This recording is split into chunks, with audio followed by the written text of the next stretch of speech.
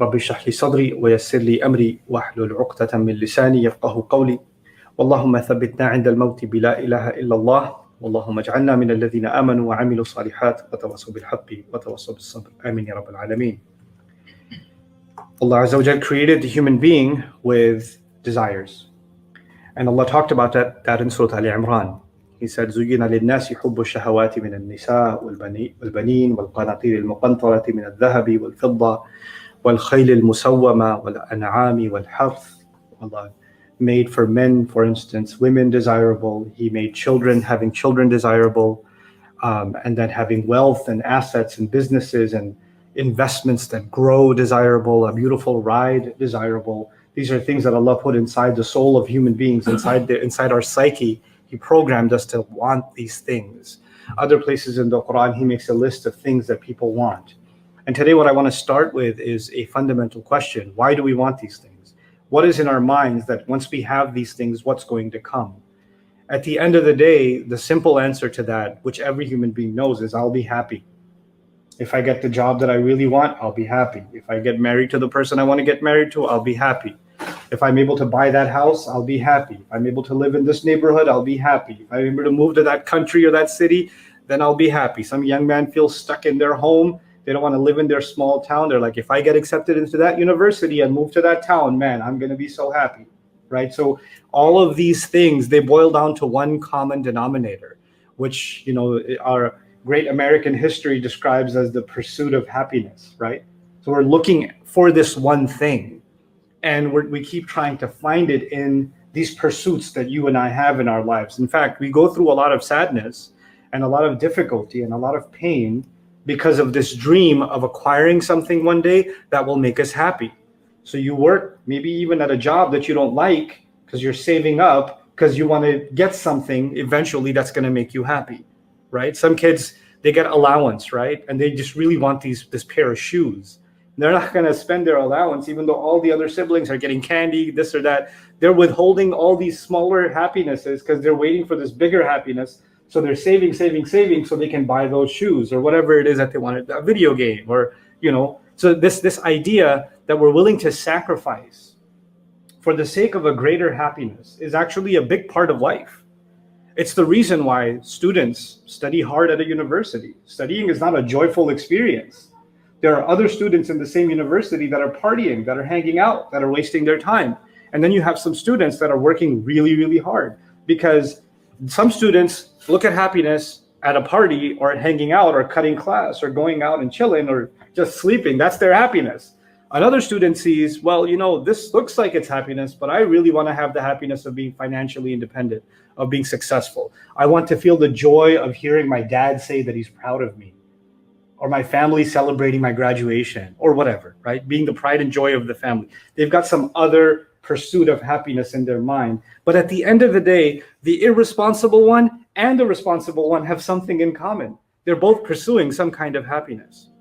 So it is actually, for the students of psychology, it is one of the most fundamental questions when you're trying to figure out what's going on inside of the psyche of a person. What makes you happy? What makes you happy?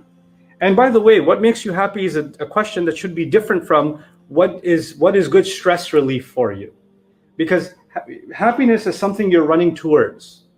Stress relief is something you're getting away from. You're escaping something. You're stressed out about work. You're stressed out about some family argument. You're stressed out about this or that. Oh, when I'm stressed out, I just go for a walk. Or when I'm stressed out, I just play video games. Or when I have too much anxiety, I smoke, or whatever. People have different ways to cope with the pressure of life, right? But that's not what's making you happy. That's just giving you a break. That's not the question. The question is something else. What actually makes someone happy? And this feeling that we have of happiness, it's a very temporary feeling. As much as it's desired and pursued. Somebody said, somebody posts a picture of going to some beautiful vacation and they could see like an amazing city behind them, sunny skies. They could see a beautiful escape, the landscape or waterfall or mountains or whatever. And they look really happy. But go to a vacation enough times, all the places start looking the same.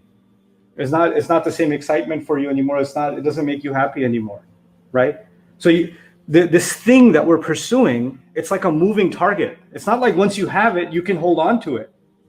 It's the same with, what Allah describes. I've talked about this in other khutbah before. Another khutbah is in Surah Al-Hadid, how Allah describes that the crop turns yellow, right? So the farmer, all he wanted was the crop to grow. The entire year, he's waiting for the crop to grow. And when it grows, they party, they celebrate, they have harvest festivals, because finally the fruit of their labor, right? Quite literally, for a gardener, the fruit of his labor. But even that fruit gets sour. Even the stalk turns yellow, right? So the idea there is that we can pursue. Some kids are like, man, I just want to get this I just want to get a PS5. You can't get it anywhere. It's harder to get than a visa to Umrah. I just really want to get one. If I just had that, then I would. And then they get it, and then, I don't really have time to play it. It's kind of, but it's okay. The joy of it, the high of it drops real quick. The excitement of a new car, ask 2 months later. Just ask 2 months later. The excitement of a new home, ask about a year later. The excitement of new clothes you got for Eid or something, or a present you got, ask a week later. The excitement drops. So this thing, the first point that I wanted to get across is this thing that is so fundamental to basically all of our pursuits. We have to be clear. I have to be clear about myself that it's not found in a thing, because the moment I have it, it moves on to something else. And then it becomes something else, and then it becomes something else. I can't hold on. I can't seem to hold on to this thing called joy. And because this is such a fundamental pursuit, and it's common to all of us, every one of us is human, every one of us wants to be happy. I would imagine that Allah will talk about it exhaustively in the Quran. How to become happy.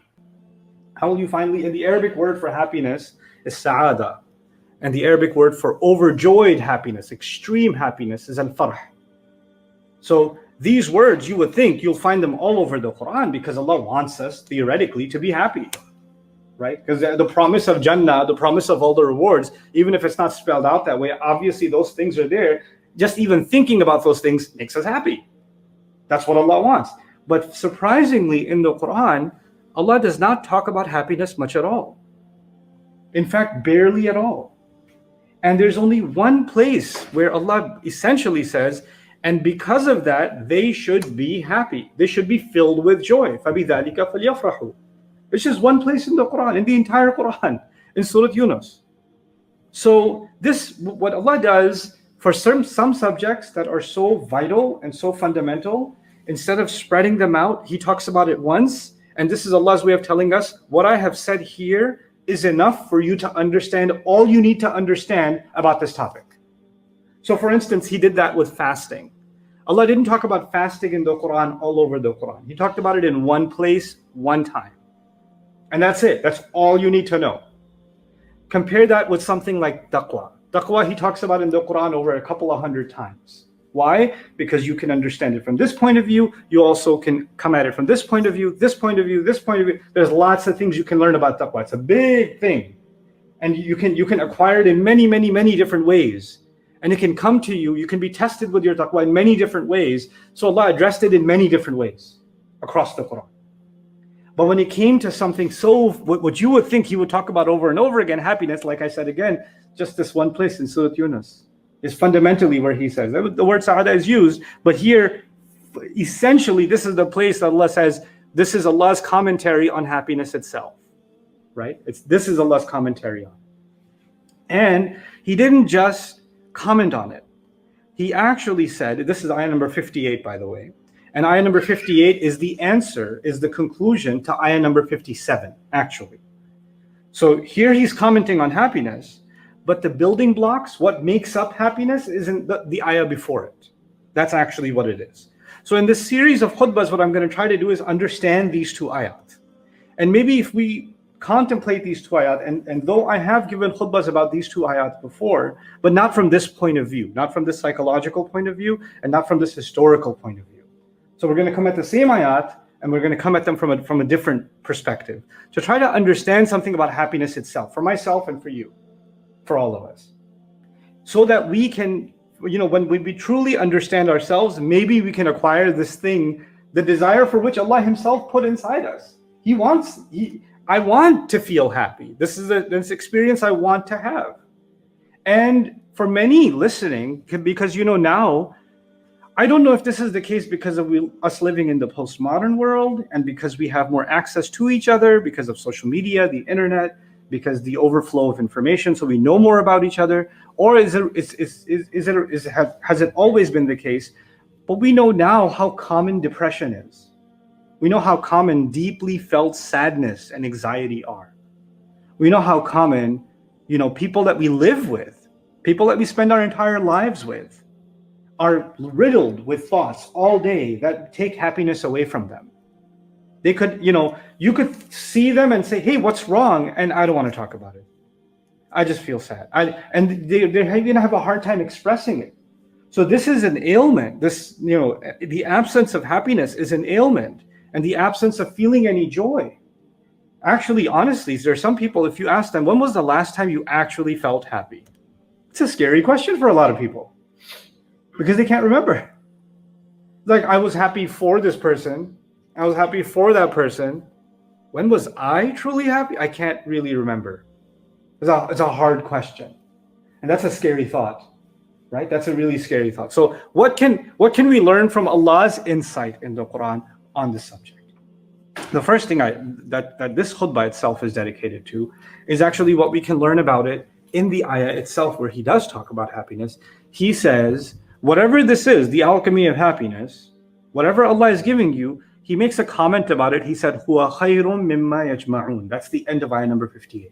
"Huwa khayrun mimma yajma'un." And this is from Jawami'ul Kalim, ironically. It's a very comprehensive statement. It is better than everything that they gather. It's better than everything that they gather. And in this is a profound insight from Allah about how we normally figure out that we're going to get happy. If we gather things, then we're going to be happy. Some wannabe influencer, if he gathers or she gathers more followers online, apparently they'll be happy. If I can gather these new gadgets that came out, the 2.0 came out, the 13 came out, the 14 came out, the newest release came out. If I just gather that, I'll be happy. If I watch the new season of this show, I can gather more episodes under my experience, then I'll be happy. If I can gather more money, then I can be happy. If I can gather yet another degree, I can be happy. If I can gather these credentials under my belt, then I will be happy. Right? So we're all, whether there are tangible things like money, cars, toys, games, clothes, shoes, bags, you name it. Either it's those things or it's intangible things like degrees, recognition, followers, appreciation, compliments. Some people like to gather compliments. That's what they're looking to gather. Just somebody just compliment on how good I look, or somebody compliment on how smart I am, or somebody compliment on how funny that joke was. I just need to gather these compliments, right? And so in all of these pursuits, and by the way, when you're gathering something, when you're collecting something, like an animal, when birds collect twigs for their nest, when ants collect food for their survival, right? Then it takes work. Gathering doesn't just happen on its own, it's work. And in this small ayah, Allah has provided us a really deep insight. People exhaust themselves gathering things that they think will make them happy. They're gathering stuff, and that's an exhausting exercise. Either it's physically exhausting, it's emotionally exhausting, or even mentally. They're just sitting in their head gathering thoughts, gathering stuff that they think will bring them joy. And all of that, Allah puts aside and said, what I'm giving you is better than all of those failed collections that you have. And I'm not saying you shouldn't have a stamp collection that makes you happy. Or you shouldn't have, some other, some people have shoe collections. Our contractor here at the campus, non-Muslim guy, he has a sneaker collection. He's got a gallery in his house of sneakers, right? So it makes him happy. I'm not saying you can't have collections, or you can't have things that bring you experiences of joy. But there's one thing above all, and I've noticed this over and over again as I've interacted with people, tried to understand this subject. People that become obsessed with one kind of collecting or the other. You know what? A lot of times, I said this earlier on, that there's the pursuit of being happy and there's escaping stress or anxiety. A lot of times people are escaping something by collecting something. So they're actually spending more time, for example, oh, I love basketball, man. I love shooting around. I love hooping. And they're playing ball, and they're exhausted. Their legs are hurting. They're still playing ball because there's something at home that they're running away from to play that much ball, right? And it's scary that sometimes even you can hide behind, oh, coming to the masjid makes me happy. Coming to the masjid which is a great thing, coming to the masjid 5 times a day. I had an interesting conversation with an imam recently, who's been imam for many years. And he said, I wanted to understand the people that come to my masjid. I wanted to study them. It's a very interesting person. So he actually had, the regular musallin, the people who regularly come and pray, coming 5 times to the masjid is not an easy thing, right? So he wanted to understand what motivates them. So he went to each and every person's house. There's 15 or so people, because not too many people can make it every day, right? So 15 or so people, he spent time with them, went to their home, got to know their story, got to understand. And 14 out of 15 were getting away from something. And even though may Allah reward them for coming to the masjid, but understanding their pain and understanding that they're getting away from something and trying to find peace in something is important to understand. It's important to know. And so what I'm trying to get across to you is that Allah has given us this diagnosis almost, that we try to find escape away from our sadness by collecting things. But actually that's not happiness itself. That can never be happiness.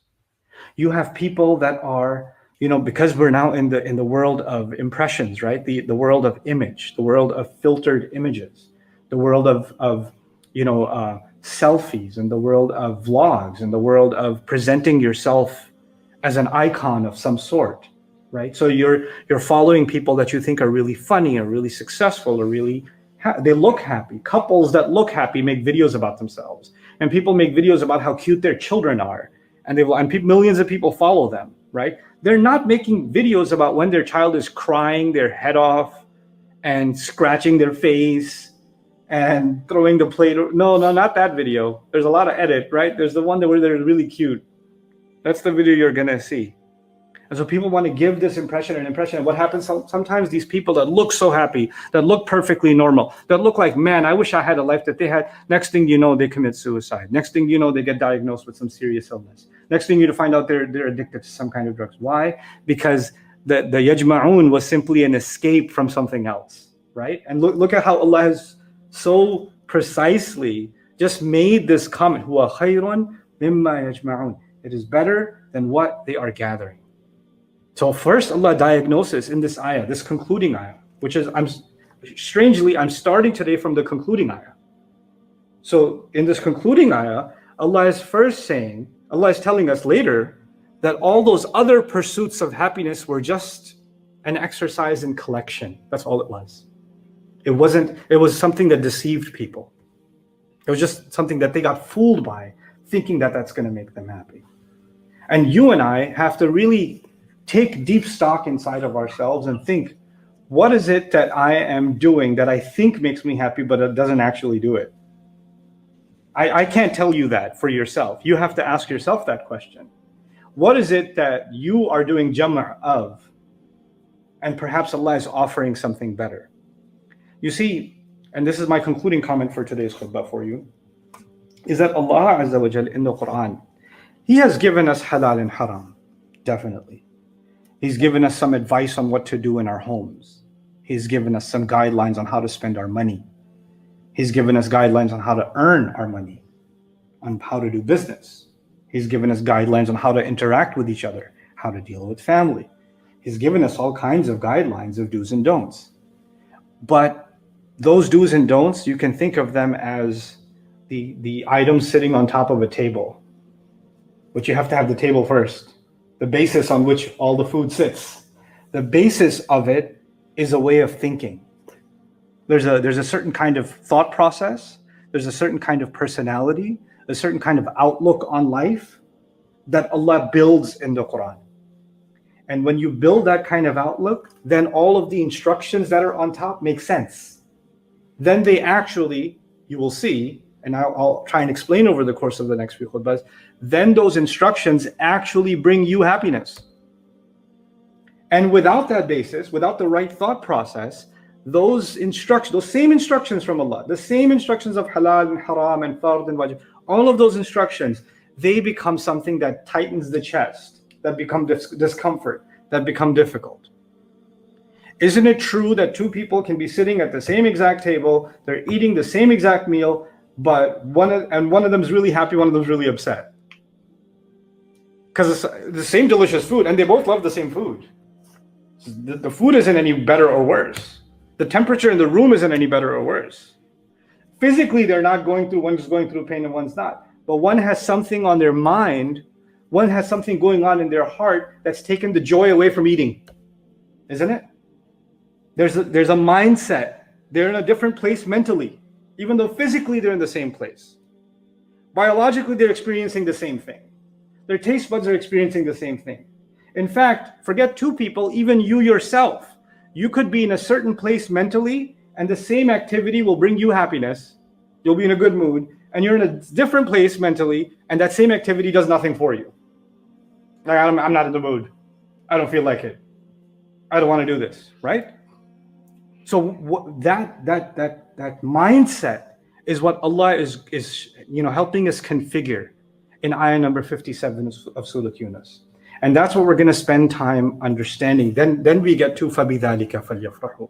That's what Allah Azza wa Jalla is going to unlock for us in this remarkable ayah. So I wanted to take my time covering this with you. I've covered this with you before, but again, from a different point of view this time.